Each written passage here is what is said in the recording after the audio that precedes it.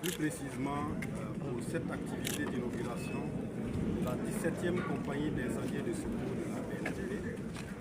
Cette cérémonie consacre la volonté du gouvernement d'assurer un maillage du territoire en structure de protection civile efficace le plus proche possible des populations. La déconcentration des services de l'État se justifie à travers également ce type d'activité. La construction d'une caserne dans la commune rurale de Sahaba, et qui dit aujourd'hui Sahaba comprend la structuration de la ville, les constructions, l'étendue aussi du territoire communal, mais également les voies d'entrée. Quand vous regardez la RN3, à partir donc de la rentrée, à partir de la voie de contournement jusqu'à l'intérieur de Ouagadougou, il y a souvent beaucoup d'accidents, il y a beaucoup de populations.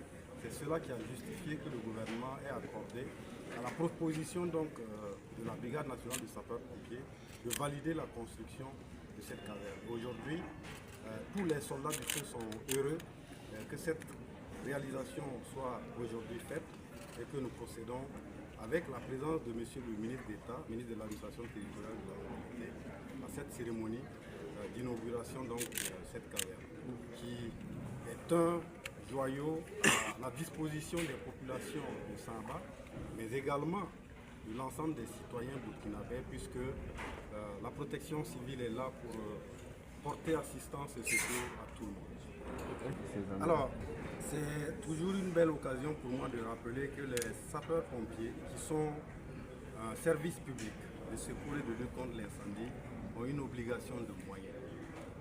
C'est-à-dire que c'est à partir des moyens humains, mais matériels qui sont mis à disposition, qu'on arrive à faire le travail qui est le nôtre. C'est vrai, la caserne a été construite à beaucoup de francs et aujourd'hui, les équipements nécessaires à son fonctionnement, mais également les personnes bien formées sont donc affectées au sein de cette compagnie pour porter assistance et secours aux populations.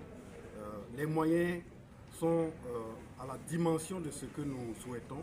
Aujourd'hui, on peut dire que cette caserne a le minimum pour travailler, c'est-à-dire en matière de lutte contre les incendies, mais également en matière de secours et de prompt secours aux populations.